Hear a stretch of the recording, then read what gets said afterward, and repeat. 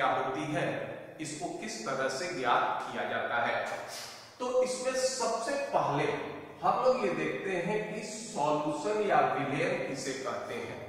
देखिए सामान्यतः इस तरह से जो सॉल्यूशन को इंडिकेट किया जाता है इसको नाम देते हैं टू सॉल्यूशन। ये हमारा सॉल्यूशन का कोई चैप्टर नहीं है।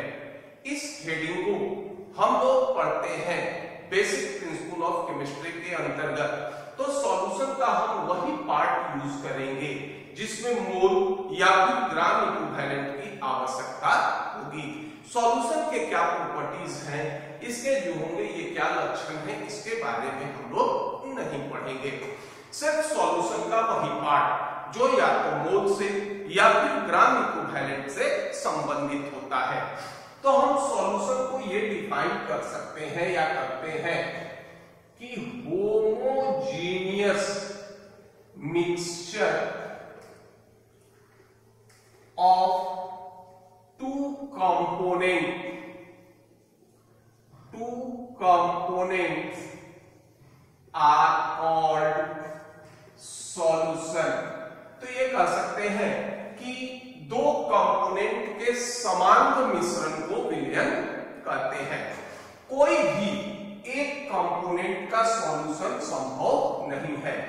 तो इसमें जो दो कंपोनेंट होते हैं इसमें एक को कहते हैं सॉल्यूट और दूसरे को कहते हैं क्या, सॉल्वेंट। सामान्यतः यह माना जाता है या ये मान्यता होता है कि component which is present in large excess, यानी जिसकी मात्रा अधिक होती है इसको नाम देते हैं क्या, सॉल्वेंट कहते हैं। और दूसरा ये कह सकते हो कि component which is present in less excess, जिसकी मात्रा कम होगी उसको हम लोग नाम देंगे क्या, सॉल्यूट। और ये दोनों मिलकर सॉल्यूशन का निर्माण करेंगे। देखिए यहां एक चीज गौर कीजिएगा कि ये कोई नियम नहीं है कि नहीं जिसकी मात्रा अधिक होगी वो हमेशा सॉल्वेंट होगा और जिसकी मात्रा कम होगी वो हमेशा सॉल्यूट होगा। ये हम लोग अपने सुविधा के लिए या ये कह सकते हो कि फॉर सेक ऑफ सिंप्लिसिटी इसके लिए हम लोग ऐसा मान लेते हैं। अब इसमें यह था कि जब कंपोनेंट हमारा दो है, अकेला एक कंपोनेंट का कोई सॉल्यूशन नहीं होता। तो जब दो कंपोनेंट है तो प्रत्येक कंपोनेंट का तीन अवस्था हो सकता है, सॉलिड, लिक्विड और गैस। तो एक कंपोनेंट हमारा सॉल्वेंट था तो सॉल्वेंट की तीन अवस्था हो सकती है, सॉलिड, लिक्विड और गैस। ठीक उसी तरह सॉल्यूट का भी तीन अवस्था हो सकता है, सॉलिड, लिक्विड और गैस। इस आधार पर सॉल्यूशन हमारे क्या होंगे, 9 types of solution. 9 types of solution are possible. और इसमें हम लोग मेन पढ़ते हैं सॉलिड लिक्विड सॉल्यूशन या फिर लिक्विड लिक्विड सॉल्यूशन। तो एक मेन सॉल्यूशन होता है जिसको नाम देते हैं सॉलिड लिक्विड सॉल्यूशन। इसका मतलब होगा कि जिस कंपोनेंट का अवस्था ठोस होता है वो हमेशा क्या होगा, सॉल्यूट होगा, और जिसका अवस्था लिक्विड होगा वो हमेशा क्या होगा, ये सॉल्वेंट होगा। तो ये कह सकते हो कि in case of solid liquid solution, तो जो कंपोनेंट सॉलिड होंगे ये हमेशा क्या कहलाएंगे, सॉल्यूट कहलाएंगे, और जिसका अवस्था लिक्विड होगा वो हमेशा सॉल्वेंट कहलाएगा। ये हमारा क्या होता है, रिमार्केबल डेफिनेशन होता है। अब मान लो हो सकता है कि सॉल्यूट की मात्रा अधिक हो, जो सॉलिड फेज में हो ठोस की अवस्था में होंगे वो सॉल्यूट कहलाएंगे, जो द्रव की अवस्था या लिक्विड स्टेट में होंगे वो सॉल्वेंट कहलाएंगे। अब इसकी मात्रा कुछ भी हो सकती है। तो ये जो सॉल्यूशन का हमने डेफिनेशन लिखा कि homogeneous mixture of two components are called solution. इसमें सॉल्यूशन का कैरेक्टर भी छिपा है, कैरेक्टर ऑफ, या ये कर लेते हैं कैरेक्टरिस्टिक्स सॉल्यूशन के क्या क्या कैरेक्टरिस्टिक है। देखिए सबसे पहला तो कैरेक्टरिस्टिक है कि इसमें कंपोनेंट की संख्या कितनी होनी है, 2। अकेला कंपोनेंट का कोई सॉल्यूशन नहीं होगा। तो ये कह सकते हो कि 2 कंपोनेंट is always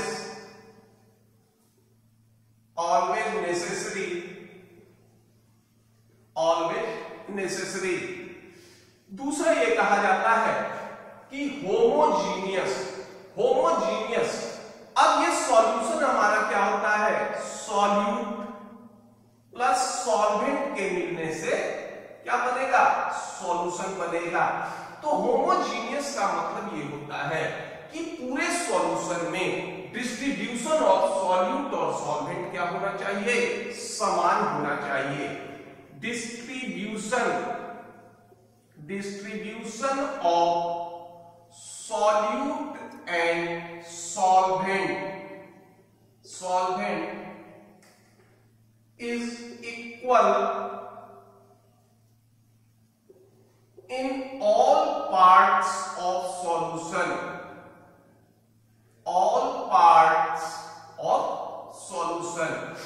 जैसे मान लीजिए हम लोग नमक पानी का विलयन बना लें।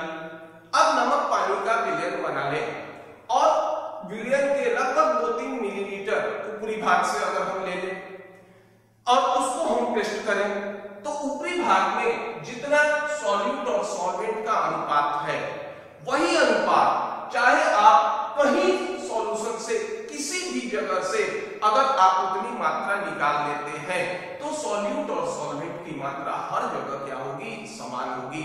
ऐसा नहीं होगा कि कहीं पर सॉल्यूशन हमारा अत्यधिक नमकीन होगा और कहीं पर सॉल्यूशन हमारा कम नमकीन होगा।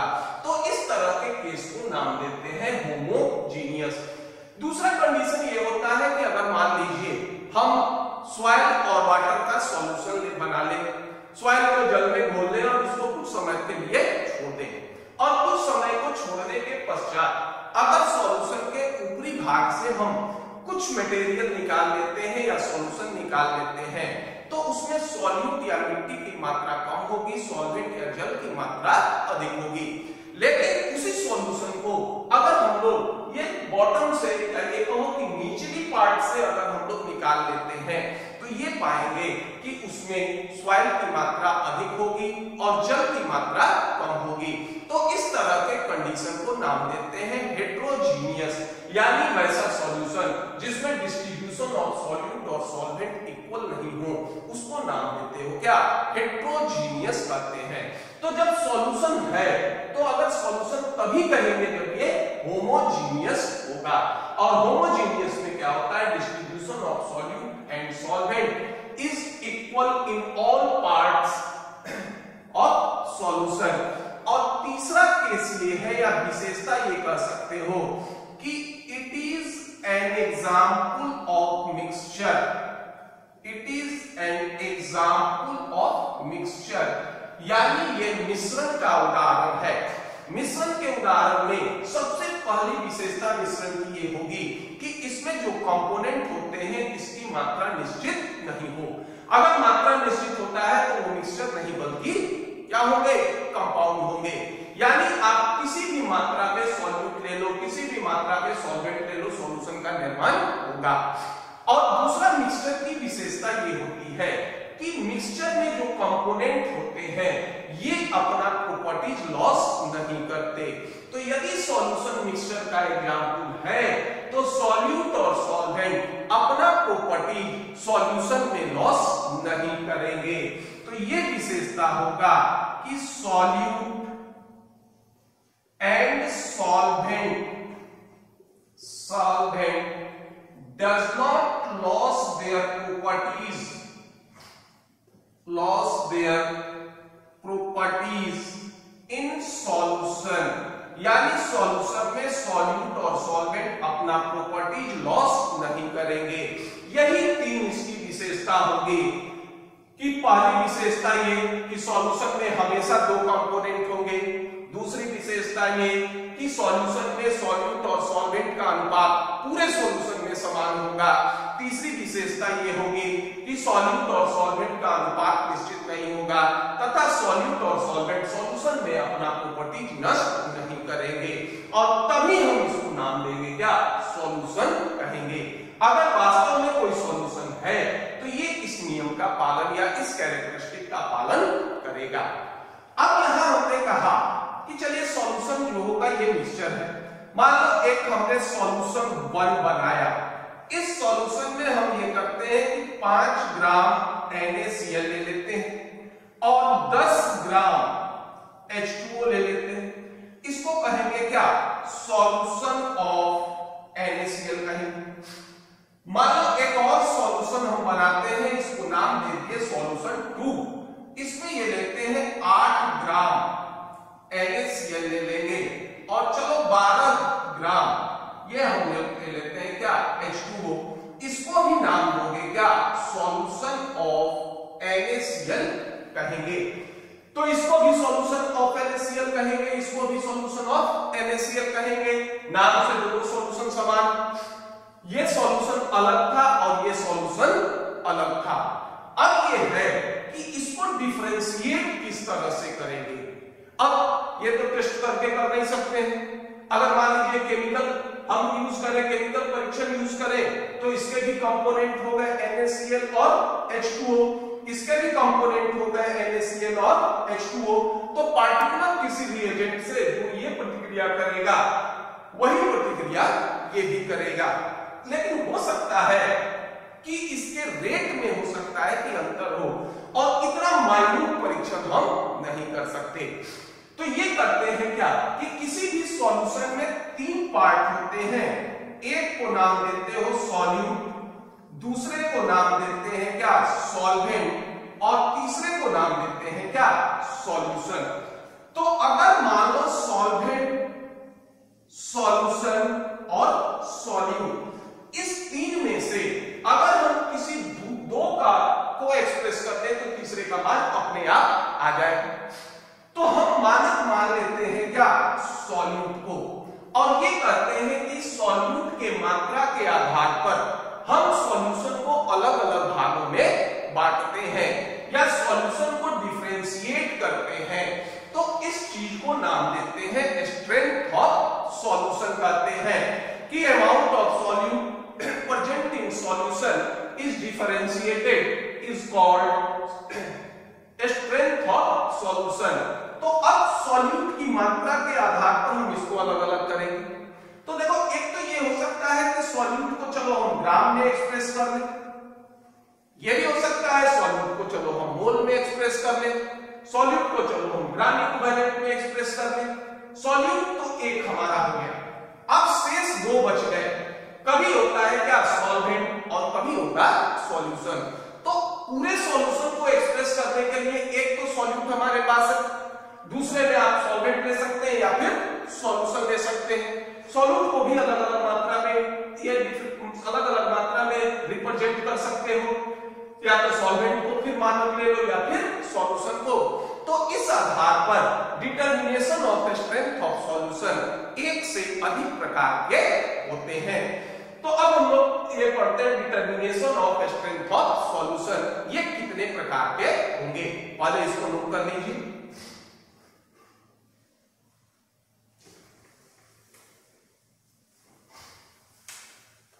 अब देखेंगे determination of strength of solution. अब ये हेडिंग कर लेते हैं, determination of strength of solution. Determination of strength of solution यानी सॉल्यूट की मात्रा के आधार पर सॉल्यूशन को अलग अलग करना।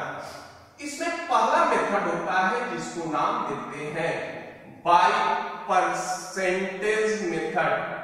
देखिए, परसेंट का मतलब होता है क्या, पर 100।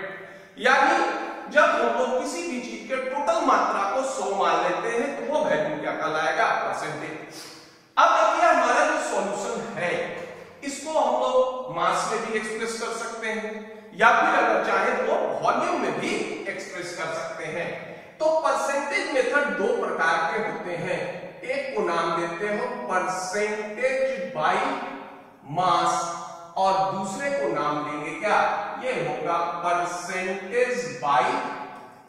वॉल्यूम। अब यह है कि परसेंटेज क्या करता है। परसेंटेज का मतलब होता है कि 100 ग्राम और millilitre of solution contains how many gram or milliliter of solute। ये कहता है, इसका ये अर्थ होता है कि 100 ग्राम या 100 मिलीलीटर सॉल्यूशन में किसी सॉल्यूट का कितना ग्राम या मिलीलीटर घुला है। जैसे मान लीजिए बाई मास के लिए कहते हैं, इसका एग्जांपल ले लो, ये हो गया 40% NaOH सॉल्यूशन, इस तरह से लिखेंगे बाई मास। तो जैसे ही हमने बाई मास लिखा, इसका मतलब है कि सॉल्यूशन और सॉल्यूट दोनों को हम क्या करेंगे, ग्राम में एक्सप्रेस करेंगे। इसका मतलब होता है 100 ग्राम NaOH सॉल्यूशन contains 40 ग्राम NaOH। अब देखिए इसमें क्या क्या दिया, वेट ऑफ सॉल्यूट ये देगा 40 ग्राम हो गया, और दूसरा देखिए आपको दे रहा है वेट ऑफ सॉल्यूशन, ये हो गया क्या 100 ग्राम। मास हमारा एडिटिव होता है, तो इसको घटा दे तो ये होगा क्या, वेट ऑफ सॉल्वेंट, ये हो जाएगा 100 माइनस 40, ये हो गया क्या 60 ग्राम। अब देखिए अगर मान लो ये तो हमारा थ्योरेटिकल कैलकुलेशन हुआ। अब मान लीजिए ये चीज कहे कि आपको 40% NaOH सॉल्यूशन बाय मास बनाइए, तो इसमें देखिए हम दो चीज एक्सप्रेस किए हैं, एक है मास ऑफ सॉल्यूट और दूसरा है मास ऑफ सॉल्यूशन। तो कहीं मास ऑफ सॉल्वेंट की का जिक्र नहीं है, तो इसको जब बनाएंगे तो ये करेंगे कि 40 ग्राम NaOH ले लेंगे और इसमें इतना जल मिलाएंगे कि इसका मास कितना हो जाए, 100 ग्राम हो जाए। अब इसके लिए सॉल्वेंट की मात्रा चाहे 60 हो या फिर 60 से अधिक हो, इससे हमको मतलब नहीं है। अब इसको कैलकुलेट किस तरह से करेंगे, परसेंटेज बाई मास। इसके लिए सूत्र हो जाएगा, ये हो गया वेट ऑफ सॉल्यूट, ठीक है, डिवाइड कर दीजिए किससे, वेट ऑफ सॉल्यूशन से। ये हो गया क्या, ये हो गया सॉल्यूशन का फ्रैक्शन, और इसमें गुना कर देंगे किससे, 100 से, ये हो जाएगा क्या परसेंटेज बाई मास।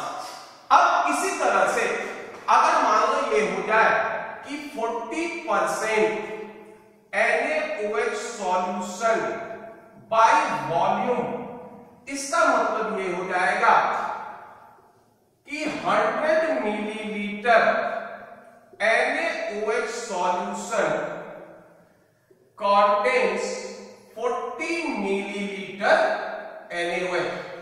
अब ये देखिए वॉल्यूम ऑफ सॉल्यूट हो गया कितना, ये हो गया 40, और वॉल्यूम ऑफ सॉल्यूशन हो गया कितना 100।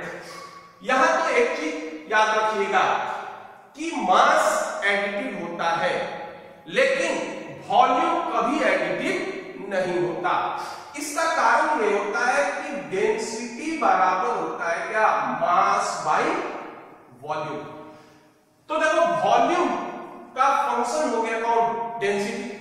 अब ये सॉल्यूशन बनाओगे तो इसमें तीन चीज हो गया, सॉल्यूट, सॉल्वेंट और सॉल्यूशन, और तीनों की डेंसिटी अलग अलग होगी। तो जब वॉल्यूम तब तक एडिटिव नहीं होगा जब तक डेंसिटी समान नहीं हो, और ये संभव नहीं है कि सॉल्यूट, सॉल्वेंट और सॉल्यूशन इसकी डेंसिटी क्या हो जाए, ये समान हो जाए। तो वॉल्यूम कभी भी एडिटिव नहीं होता।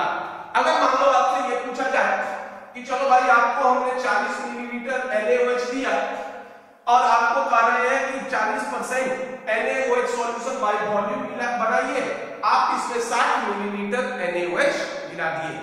तो अगर आप 40 मिलीलीटर NaOH में 60 मिलीलीटर H2O मिलाइएगा तो सॉल्यूशन तो बनेगा, लेकिन ये दावा है कि वॉल्यूम ऑफ सॉल्यूशन 100 नहीं होगा, या तो 100 से कम होगा या फिर 100 से अधिक होगा, क्योंकि तीनों की डेंसिटी अलग अलग होगी। तो वॉल्यूम होगा। और वॉल्यूम एडिटिव होने के लिए जरूरी है कि डेंसिटी का मान समान हो। लेकिन फिर भी जब हम लोग कैलकुलेशन करते हैं तो आगे जब हम लोग सॉल्यूशन पढ़ेंगे तो एक टर्म आता है जिसको नाम देते हैं आइडियल सॉल्यूशन। और आइडियल सॉल्यूशन की ये विशेषता होती है कि चेंज इन वॉल्यूम कितना होना चाहिए, शून्य होना चाहिए। तो उस समय हम लोग इसको एडिटिव मान लेते हैं, कैलकुलेशन में एडिटिव मान लेते हैं। लेकिन जब आपको बनाने के लिए मिले तो इसको इस तरह से बनाएंगे कि 40 मिलीलीटर NaOH लेंगे और इसमें इतना जल मिलाएंगे कि इसका वॉल्यूम कितना हो जाए, 100 मिलीलीटर हो जाए। अब इसके लिए आप 60 मिलीलीटर जल डालिए या इससे अधिक डालिए या इससे कम डालिए। हमारा जो रिप्रेजेंटेशन था वो हमारा पूरा हो गया। इसका सूत्र होगा परसेंटेज बाय वॉल्यूम। ये हो जाएगा इस बार वॉल्यूम ऑफ सॉल्यूट बटा वॉल्यूम ऑफ सॉल्यूशन इनटू 100। और इस तरह से हम लोग परसेंटेज बाय वॉल्यूम निकाल लेंगे। इसका एक ओल्ड नोटेशन होता है, ये तो न्यू नोटेशन है। ओल्ड नोटेशन में देखिए इस तरह से लिखा जाता था 40% NaOH, ये हो जाएगा V/W सॉल्यूशन। तो जो पहला होता है ये बताता है किसको, सॉल्यूट को बताएगा, यानी सॉल्यूट हम लोग लेंगे किसमें, वॉल्यूम या मिलीलीटर में। और दूसरा जो होता है ये बताता है किसको, सॉल्यूशन को, ये हम लोग लेंगे किसमें, मास में। तीसरे की तो जरूरत ही नहीं है। अब इसका मतलब ये हो जाएगा कि 100 ग्राम NaOH solution contains 40 millilitre NaOH। और इस तरह से सॉल्यूशन को हम लोग क्या करेंगे, परसेंटेज बाय मास या वॉल्यूम में ये डिफरेंशिएट कर लेंगे। अब देखिए हम इसको ये भी कर सकते हैं बाय मास को कि सॉल्यूशन W/W, इसको नाम दे सकते हो क्या, V/V। इस तरह से सॉल्यूशन को हम लोग परसेंटेज में व्यक्त कर सकते हैं। ये इसका एक मेथड होगा। अब इसको नोट कर लीजिए। दूसरा विधि होगा जिसको नाम देते हैं मोलारिटी। दूसरे विधि को हम लोग नाम देते हैं, प्रोसेस को मोलारिटी। देखो मोलारिटी को हम कैपिटल M से इंडिकेट करते हैं। ये बताता है कि मोल of solute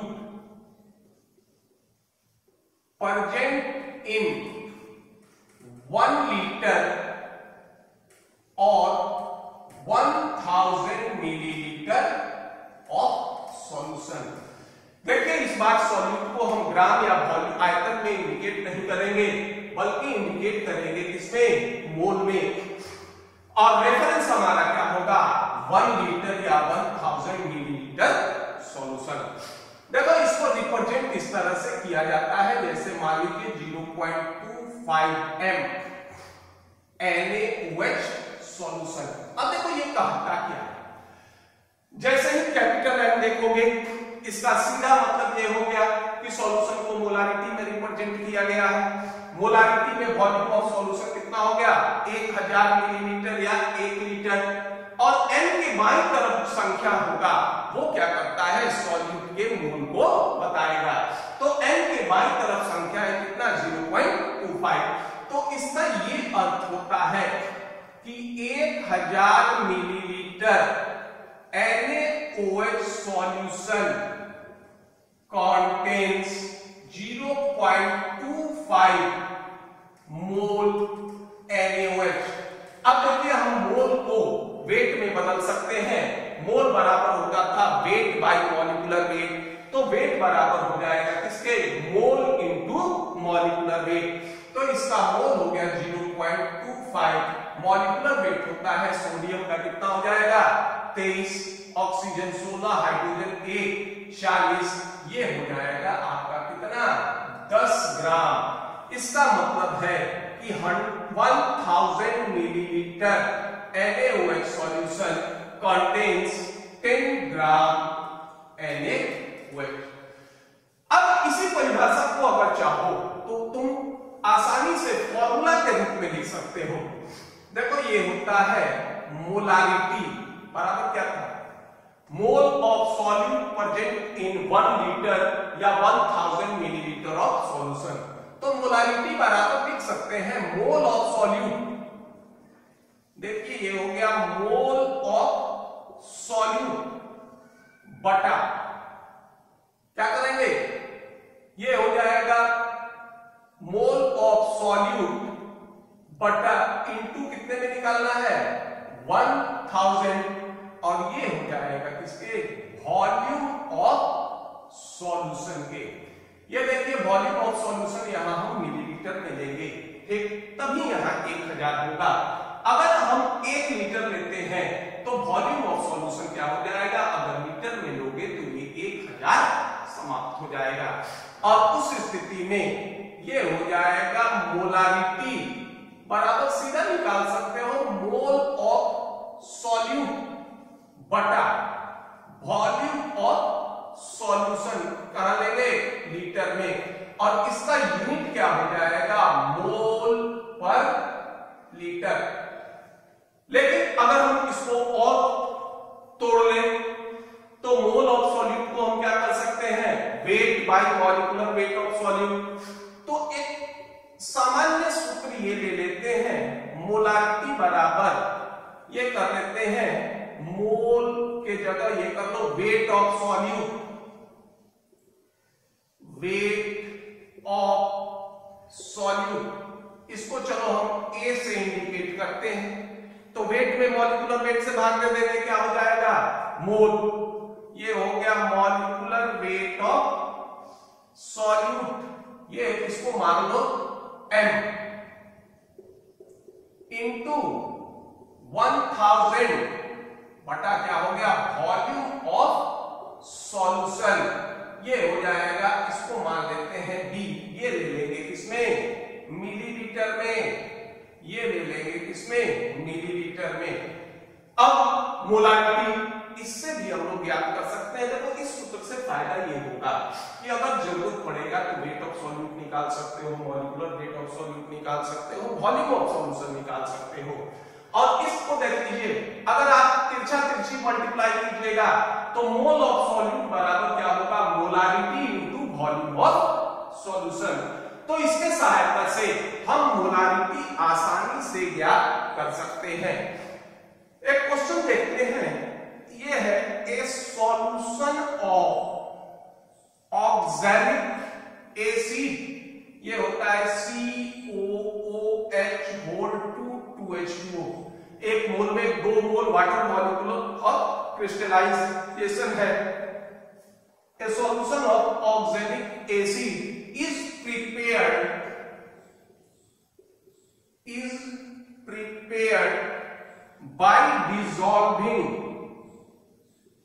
by dissolving 0.63 gram in 250 milliliter. Calculate molarity. देखो तो इसको अगर हम बनाते हैं तो मोलारिटी के लिए क्या चाहिए, wait of solute by volume of solution in litre. तो सबसे पहले निकालो molecular weight of oxalic acid, देखिए क्या 12 और 16 दूनी 32, 12 32 10 42 तो 44, 1 45, ये होगा 45 इंटू 2 प्लस 2 इंटू 18, ये हो जाएगा कितना 90, 18 दूनी 36, 156.26 ग्राम पर मोल। अब देखिए सीधा निकालते हैं molarity, mole of solute, weight कितना हो गया 0.63, मॉलिक्यूलर वेट कितना हो गया 126, वॉल्यूम कितना है 250। इसको लीटर में कन्वर्ट करने के लिए क्या करेंगे 1000 से डिवाइड कर देंगे और इसको सॉल्व कर दीजिएगा, आएगा 0.02 m। इस तरह से मोलारिटी हम लोग ज्ञात कर लेते हैं। अब ऐसा भी तो हो सकता है, ये तो एक सॉल्यूशन, मान लीजिए एक से अधिक सॉल्यूशन मिला दे, 2 सॉल्यूशन मिला दे, 3 सॉल्यूशन मिला दे, तो भी मोलारिटी हमारा यही होगा, मोल of solute plus volume of solution के ही बराबर होगा। इसका भी एक क्वेश्चन देखते हैं, पहले इसको नोट कर लीजिए।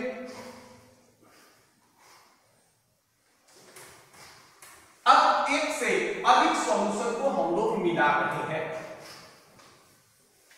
एक से अधिक सॉल्यूशन को मिला रहे हैं। क्वेश्चन ये है 1 m HCl and 2 m HCl solution are mixed, solution are mixed in volume 4:1. Find molarity of resultant solution। यह कहता है कि 2 HCl का सॉल्यूशन है, एक है जिसका कंसंट्रेशन है 1m और दूसरे का 2m है, दोनों का वॉल्यूम 4:1 में मिलाए तो रिजल्टेंट सॉल्यूशन क्या होगा। अब यह है कि अभी हमने ये कहा था कि चाहे एक सॉल्यूशन हो या फिर एक से अधिक हो, हमेशा मोलारिटी किसके बराबर होगा, बराबर यही होगा number of moles of solute upon volume of solution. ठीक, अब अभी हमने एक चीज देखा था, इसको तिरछा तिरछी गुना कर दो तो number of moles of solute कितने के बराबर हो जाएगा, molarity into volume of solution. तो अब ये मिला देते हैं, तो इसको नाम दे दो रिजल्टेंट मोलारिटी। अब देखिए पहला सॉल्यूशन का क्या मोल हो गया, मोलारिटी कितना हो गया 1, वॉल्यूम ऑफ सॉल्यूशन को चलो मान लेते हैं ये हो गया 4b प्लस, दूसरे में देखिए ये कितना हो गया 2, ये हो गया क्या v, ये हो गया 4:1। वॉल्यूम ऑफ सॉल्यूशन कितना हो गया 4v प्लस v, ये हो जाएगा 6v बटा 5v, इसको कैंसिल कर दीजिए, ये कितना आएगा 1.2m, ये हो जाएगा। अगर मान लो 3 हो तो तीसरा जोड़ दें, 4 हो तो चौथा जोड़ दें। यहां एक क्वेश्चन काफी कंट्रोवर्सी क्रिएट करेगा, वो भी क्वेश्चन देख लीजिए। यह है कि 100 millilitre of 0.25 m H2SO4 25m H2SO4 mixed with 50 milliliter of 0.1 m HCl। ये कहेगा कि पहले मान लीजिए ये कहे कि फाइंड द रिजल्टेंट कंसंट्रेशन, पहला। दूसरा ये कह दे कि find the concentration of H+। तीसरा कह देंगे कि instead of 50 milliliter of 0.1 m HCl 50 milliliter 0.1 m NaOH is taken, then concentration of solution and nature of solution. एक ही में सारा जो होगा ये देख लेते हैं। अब यह है कि कहता है कि एक सॉल्यूशन है 100 मिलीलीटर 0.25 एम H2SO4, इसको मिक्स करते हैं 50 मिलीलीटर 0.1 एम HCl सॉल्यूशन से। कहता है रिजल्टेंट सॉल्यूशन का कंसंट्रेशन बताइए, फिर कहता है कंसंट्रेशन ऑफ H+ बताइए, फिर ये कहता है कि अगर 50 मिलीलीटर ऑफ 0.1 एम HCl के जगह अगर हम 50 मिलीलीटर 0.1 एम NaOH लेते हैं तो रिजल्टेंट सॉल्यूशन का कंसंट्रेशन क्या होगा और सॉल्यूशन का नेचर क्या होगा।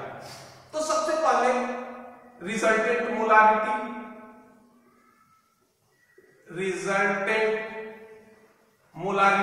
देखो सीधा सीधी स्ट्रेंथ हो गया कितना 0.25, वॉल्यूम हो गया कितना 100 प्लस ये हो जाएगा 50 गुने 0.1 और ये हो जाएगा आपका 100 प्लस 50।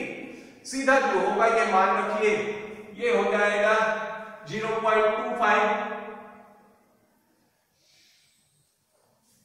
ये हो जाएगा आपका कितना, ये हो जाएगा 25 प्लस 5 बटा 150, ये हो गया 30 बटा 150, ये हो जाएगा 100 कट जाएगा, ठीक है। अब ये हो जाएगा आपका 1/5 एम, ठीक, रिजल्टेंट सॉल्यूशन। अब अगर मान लीजिए ये हो H+, तो H+ तो ये है नहीं, ये तो रिजल्टेंट सॉल्यूशन हुआ। अब अगर मान लो किसी को नाम देना हो तो आप इसका क्या नाम दीजिएगा, HCl दीजिएगा या H2SO4, दोनों का बिहेवियर अलग अलग, दोनों आपस में प्रतिक्रिया करेंगे तो कोई नए कंपाउंड का निर्माण नहीं करेंगे। अब तो आप इस पे कुछ नाम नहीं दे सकते। अब मान लीजिए H+ के केस में तो देखो H2SO4 का 1 मोल 2 मोल H+ देगा और HCl का 1 मोल क्या देगा, 1 मोल HCl देगा। तो अब ये हो जाएगा कंसंट्रेशन ऑफ H+, ये देखिए कितना है 0.25 या इस तरह से लिखो मिलीलीटर तो वही रहेगा, इनटू इसका 1 मोल 2 मोल H+ देगा। तो अब इसमें 2 × 0.25 प्लस 50 × 0.1 अपॉन 100 प्लस 50, ये हो जाएगा कितना, ये हो जाएगा 50 प्लस 5 बाई 150, ये हो गया 55 अपॉन 150, 5 से ये हो गया 11, ये हो जाएगा कितना 30, ये हो जाएगा आपका 11/30 एम H+ सॉल्यूशन। तीसरा ये है कि अगर इसको बदल देते हैं तो देखो अब ये था कि एसिड एसिड तो आपस में प्रतिक्रिया करेगा नहीं, एसिड बेस जो होगा प्रतिक्रिया करेगा। तो अब यहां कंसंट्रेशन फिर यूज करते हैं, कंसंट्रेशन रिजल्टेंट। देखिए ये तो यही होगा। अब देखो H2SO4 के है और ये HCl के जगह NaOH लेते हैं तो इसका 1 मोल क्या देगा, 2 मोल H+ देगा। तो यहां कंसंट्रेशन ऑफ सॉल्यूशन नहीं बल्कि कंसंट्रेशन ऑफ H+ की जरूरत होगी। तो ये हो गया 100 × 2 × 0.25। देखिए साइन यहां क्या देंगे, माइनस, चूंकि एसिड बेस से प्रतिक्रिया करता है इसलिए साइन माइनस देंगे, लेकिन वॉल्यूम हमारा एडिटिव होगा तो ये यहां जुड़ेगा। यहां एक चीज और ध्यान दीजिएगा, यहां साइन के मेंशन का नहीं है, जो अधिक में से कम हम हटाएंगे। यह नहीं कि अगर मान लीजिए हो सकता है कि एसिड की मात्रा कम हो जाए, बेस की मात्रा अधिक हो जाए, तो जब एसिड की मात्रा कम हो जाएगी बेस की मात्रा अधिक हो जाएगी तो साइन नेगेटिव हो जाए, तो नहीं, आप बेस में से एसिड घटा लीजिए, साइन ऑलवेज पॉजिटिव रहेगा। लेकिन यहां जो होगा ये देखो एसिड की मात्रा अधिक है, ये हो जाएगा आपका कितना 50 - 5 बटा 150। 50। चूंकि एसिड की मात्रा अधिक है तो इसका मीडियम क्या हो जाएगा, ये सॉल्यूशन हो जाएगा, इसका एसिडिक हो जाएगा और ये हो जाएगा आपका 45/150, ये हो जाएगा आपका 0.3, ये हो जाएगा M एसिड सॉल्यूशन या एक एसिड का H2SO4 सॉल्यूशन। इस तरह से मोलारिटी के हम लोग तमाम क्वेश्चन बना सकते हैं। अब पहले इसको नोट कर लीजिए, जिसको नाम देते हैं नॉर्मलिटी।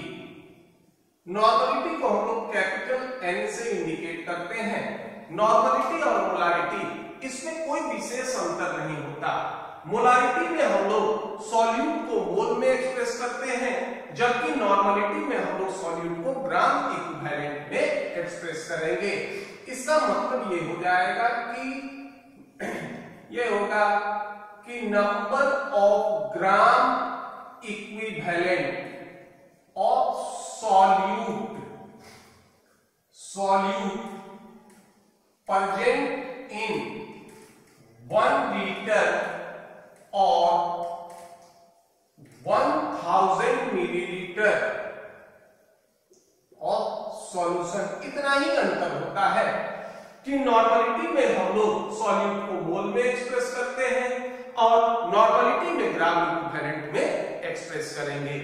तो जो मोलारिटी का सूत्र होता है, तो मोलारिटी के सूत्र में से या मोलारिटी के फॉर्मूला में से हम लोग मॉलिक्यूलर वेट ऑफ सॉल्यूट की जगह अगर इक्विवेलेंट वेट ऑफ सॉल्यूट को सब्स्टिट्यूट कर दें तो मोलारिटी चेंज हो जाएगा, किसमें, नॉर्मलिटी में चेंज हो जाएगा।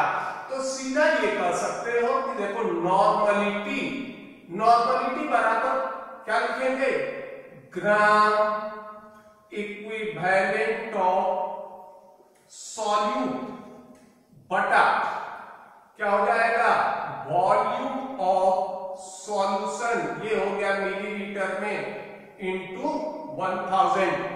अगर मान लीजिए ये कह सकते हैं कि अगर आप इसको लीटर में लेंगे तो यही हो जाएगा आपका क्या, नॉर्मलिटी बराबर ये हो जाएगा ग्राम इक्विवेलेंट ऑफ सॉल्यूट बटा ये हो जाएगा वॉल्यूम ऑफ सॉल्यूशन, ये हो जाएगा लीटर में।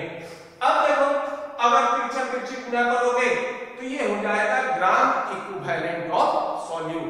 देखिए हम लोग इक्विवेलेंट वेट पढ़े थे, तो इक्विवेलेंट वेट पढ़े थे तो ये कहे थे कि मोल की संख्या भले अलग अलग हो जाए लेकिन ग्राम इक्विवेलेंट हमेशा क्या होते हैं, समान होते हैं। इसका भी आगे के क्वेश्चन में हम लोग यूज करेंगे।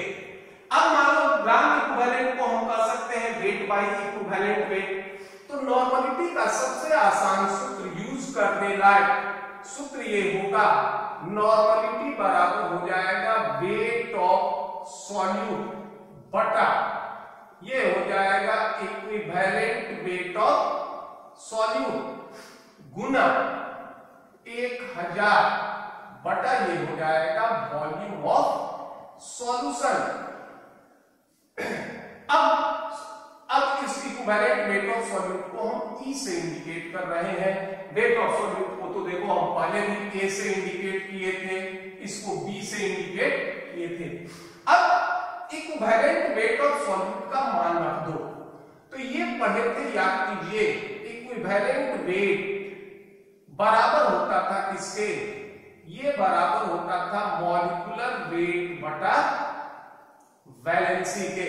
मान रखो ये हो जाएगा आपका नॉर्मलिटी बराबर वेट ऑफ सॉल्यूट बटा इक्विवेलेंट वेट की जगह रख लेते हैं molecular weight of solute into 1000 बटा वॉल्यूम ऑफ सॉल्यूशन और ये हो जाएगा इनटू वैलेंसी।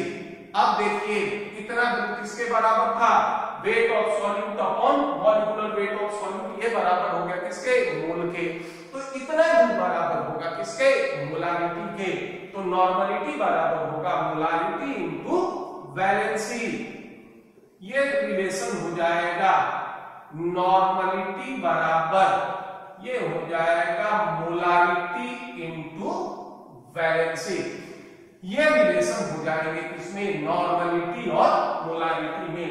अगर मान लो किसी सॉल्यूट की वैलेंसी 1 हो, जैसे मान लीजिए NaOH हो गया, HCl हो गया, तो उस स्थिति में उस सॉल्यूशन का जितना नॉर्मलिटी होगा उतना ही मोलारिटी होगा।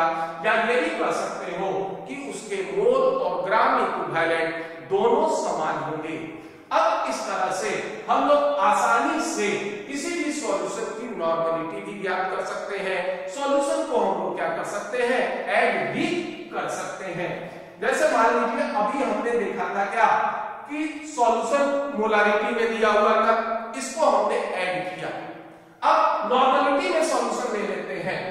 सॉल्यूशन की स्थिति है क्या कि 10 millilitre N/2HCl plus 30 millilitre N/10 HCl plus 75 millilitre N/5 H2SO4।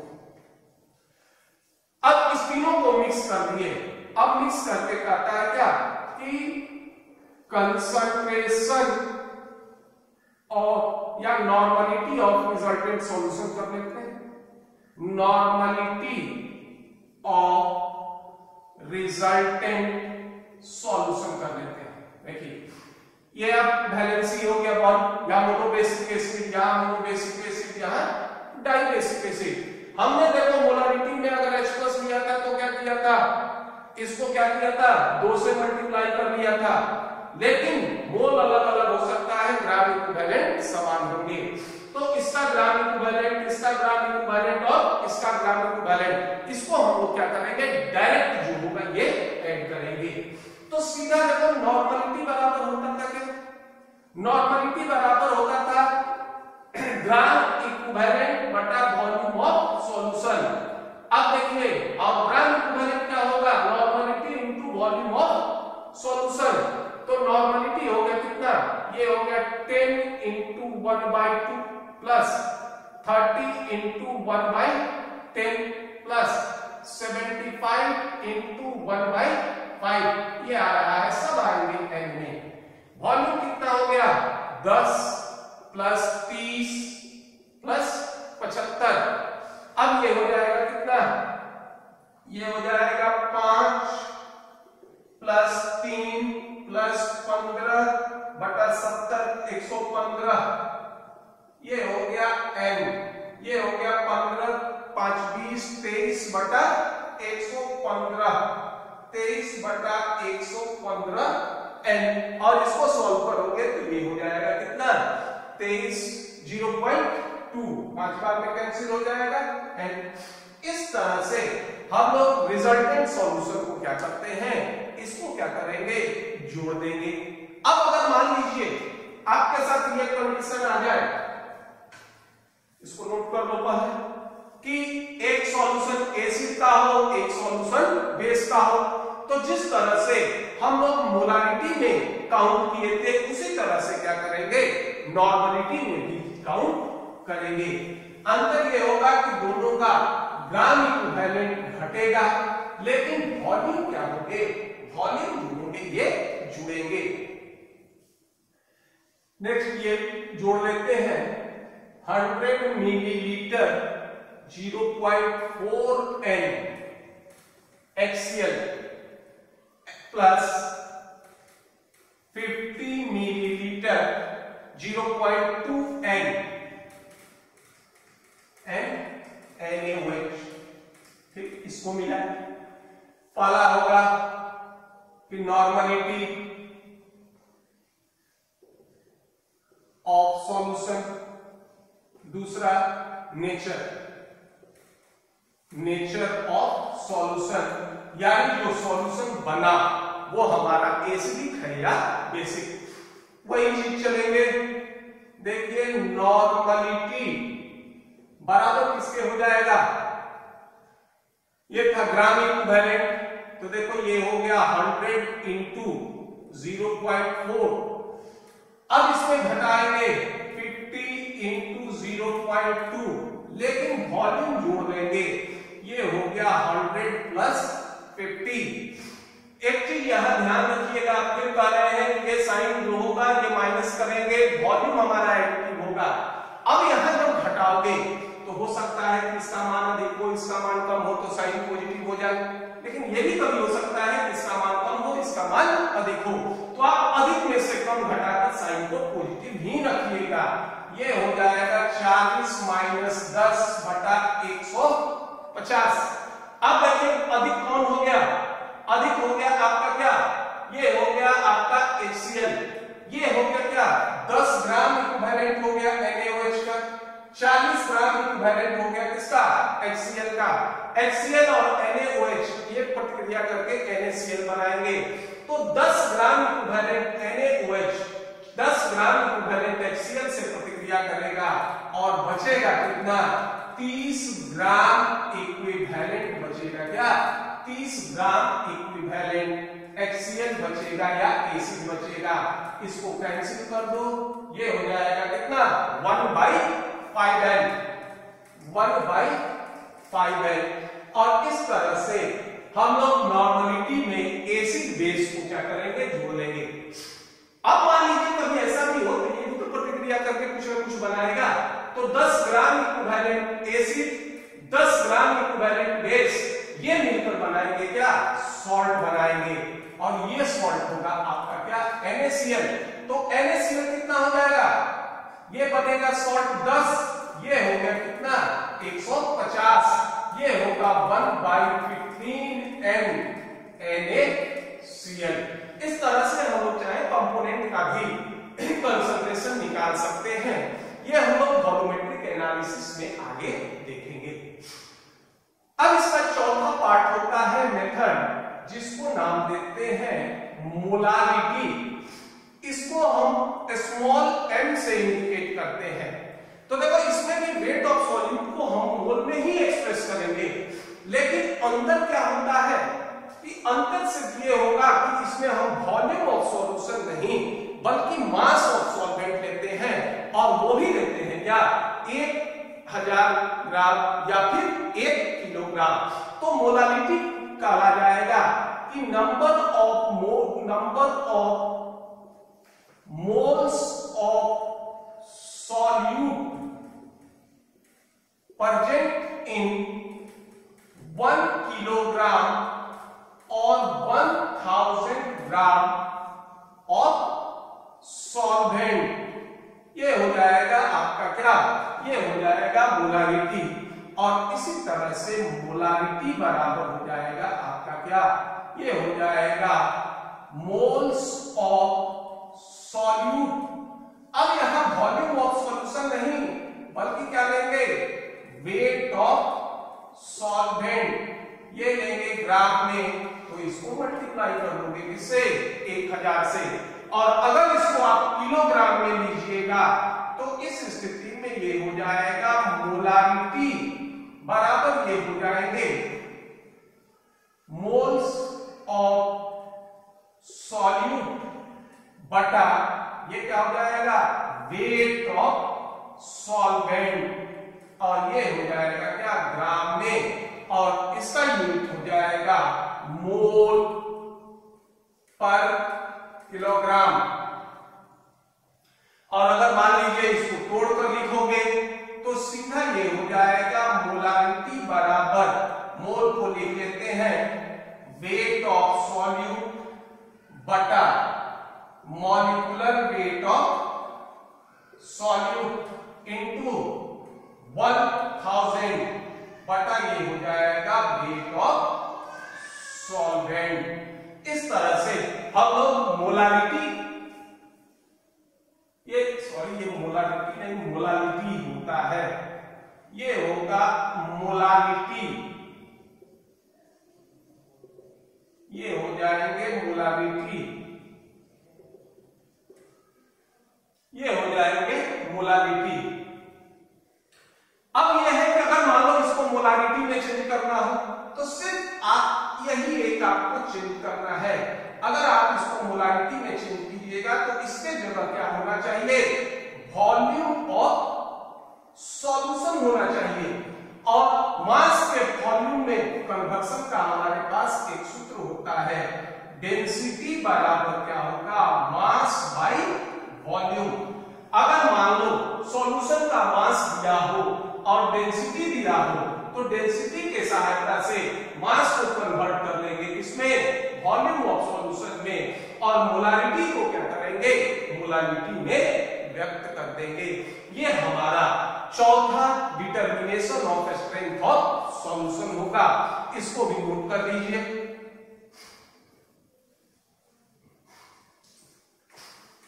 पांचवा होता है जिसको नाम देते हैं mole fraction.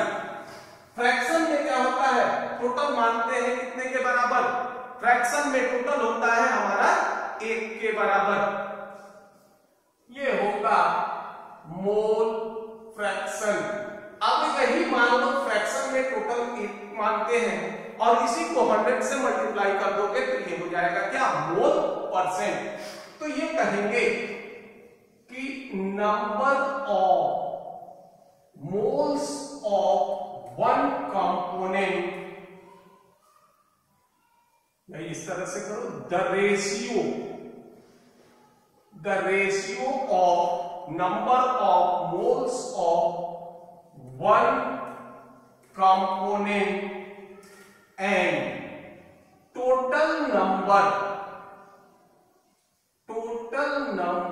of moles is called mole fraction. हमने ये कहा था कि सॉल्यूशन में 2 कंपोनेंट होंगे, तो अगर मान लो किसी एक कंपोनेंट का फ्रैक्शन निकालना है, मोल फ्रैक्शन, तो उसके मोल में टोटल नंबर ऑफ मोल्स को ऐड कर दो, ये हो जाएगा हमारा क्या, फ्रैक्शन। मान लीजिए 2 कंपोनेंट हो गया, एक हो गया A, दूसरा हो गया B। अब इसका मान लेते हैं, इसी में एक क्या हो जाएगा, सॉल्यूट होगा, दूसरा सॉल्वेंट होगा। A का मोल मान लो N1, B का मोल मान लो N2, दोनों को जोड़ दोगे ये हो जाएगा टोटल नंबर ऑफ मोल्स, ये बराबर होगा N1 प्लस N2। एडिटिव इसलिए होगा क्योंकि सॉल्यूशन हमारा मिक्सचर का एग्जांपल होता है। यही अगर सॉल्यूशन कंपाउंड होता तो कोई जरूरी नहीं था कि दोनों कंपोनेंट का मोल का योग ये दोनों के बराबर हो, इससे कम भी हो सकता था, इससे अधिक भी होगा। तो अब अगर मान लीजिए फ्रैक्शन क्या था, मोल फ्रैक्शन ऑफ A के मोल की संख्या कितनी हो गई, N1, टोटल मोल कितना हो गया, N1 प्लस N2। और दूसरा ये होगा कि मोल फ्रैक्शन ऑफ B, ये हो जाएगा N1, N2 हो गया B के मोल की संख्या N1 प्लस N2। अब ये कहते हैं कि इस को 100 से मल्टीप्लाई कर दो, ये क्या होगा, मोल परसेंट, ये हो जाए मोल परसेंट ऑफ A, ये बराबर होगा N1 upon N1 plus N2 into 100। अब ये कह सकते हो मोल परसेंट ऑफ B, ये हो जाएगा N2 upon N1 plus N2 into 100, ये हो जाएगा। और लास्ट एक ले लेते हैं ppm, इसको नाम देते हो पार्ट पर मिलियन। पार्ट पर मिलियन में वैसे सॉल्यूशन का हम स्ट्रेंथ निकालते हैं जिसमें सॉल्यूट की मात्रा काफी कम हो। तो अगर मान लो सॉल्यूट की मात्रा कम हो और इन विधियों से अगर हम इसका वैल्यू निकाल लें तो ये मान काफी छोटा होता है, और इस मान को बढ़ाने के लिए हम लोग क्या करते हैं, इसका कंसीडरेशन ना तो 1 पे करते हैं ना ही 100 पे करते हैं, ये क्या करते हैं 10 टू द पावर 6 पे करते हैं। अब देखिए परसेंट और पर मिलियन दोनों समान, परसेंट में क्या होता है, टोटल 100 होता है, और पर मिलियन में टोटल कितना होगा, 1 मिलियन होगा। तो ppm बराबर होता है क्या, वेट ऑफ सॉल्यूट, ठीक है, बटा वेट ऑफ सॉल्यूशन। अब इसको 100 से मल्टीप्लाई कर देते थे, परसेंटेज हो जाता था। अब इसको मल्टीप्लाई कर दो किससे? 10 टू द पावर 6 से। ये हो जाएगा क्या तुम्हारा? पार्ट पर मिलियन। अब इसका एक क्वेश्चन देख लेते हैं। ये कहते हैं, एक क्वेश्चन है, वाटर कंटेन्स CHCl3। इस कंपाउंड का नाम होता है क्लोरोफॉर्म एज impurities, ठीक। The concentration of chloroform is 15 ppm by mass, ठीक है। पहला करता है कैलकुलेट परसेंटेज और दूसरा करता है कैलकुलेट मोलारिटी। तो देखो अभी क्या बताया कि परसेंट में टोटल कितना होता है? 100 पे काउंट करोगे और ppm में 10 टू द पावर 6 पर। देखिए ppm बराबर क्या था? ppm बराबर था वेट ऑफ सॉल्यूट बटा वेट ऑफ, क्या होता है? वेट ऑफ सॉल्यूट बटा weight of solution into 10 to the power 6। अब यहां हमारा क्या था कि परसेंटेज बाय मास। अभी हमने क्या निकाला था? Weight of solute. इसका मतलब क्या हो गया कि 10 टू द पावर 6 में 15 ग्राम, यानी ये हो गया आपका कितना? 15। इसमें 10 टू द पावर 6 में कैलकुलेट कितना करना है? 100 में 100 हो गया 10 स्क्वायर, और इसको सॉल्व कर दोगे ये होगा 1.5 इंटू 10 टू द पावर -3%। दूसरा ये कहता है मोलारिटी। तो अब देखिए मोलारिटी बराबर ये था वेट ऑफ सॉल्यूट गुना 1000 बटा ये होगा क्या? Mass of solvent Guna molecular weight इसका CHCl3 का। अब देखिए अगर आप इसको लेते हैं, परसेंट का क्या मतलब हो गया कि 100 ग्राम में इतना। तो अब देखिए ये आप निकाल लीजिए मोलारिटी, ये हो गया 1.5 इंटू 10 टू द पावर -3, ठीक, गुना 1000। ये क्या होगा? Mass of solvent. इतना किसमें था? सॉल्यूट 100 में। तो ये हो गया मास ऑफ सॉल्यूशन। इसमें घटा कीजिए 1.5 इंटू 10 टू द पावर -3, ये हो गया मास ऑफ सॉल्वेंट। और मॉलिक्यूलर वेट हो जाएगा, कार्बन का हो गया 12, हाइड्रोजन का होगा 1, क्लोरीन का होगा 35.5। ये हो जाएगा आपका कितना? 118.5। और इसको सॉल्व कीजिएगा, ये आएगा 1.26 into 10 to the power -4m। ये हो जाएगा इसकी मोलारिटी। और इस तरह से हम लोग क्या determination of strength of solution, विलयन की शक्ति ज्ञात करने के कौन कौन से तरीके थे, इसको हम लोग पढ़े। और साथ साथ दो सॉल्यूशन को, दो से अधिक सॉल्यूशन को या अलग अलग सॉल्यूशन को किस प्रकार से मिलाते हैं। तो अगर आपको ये वीडियो पसंद आए तो इसको लाइक कीजिए, सब्सक्राइब कीजिए। धन्यवाद।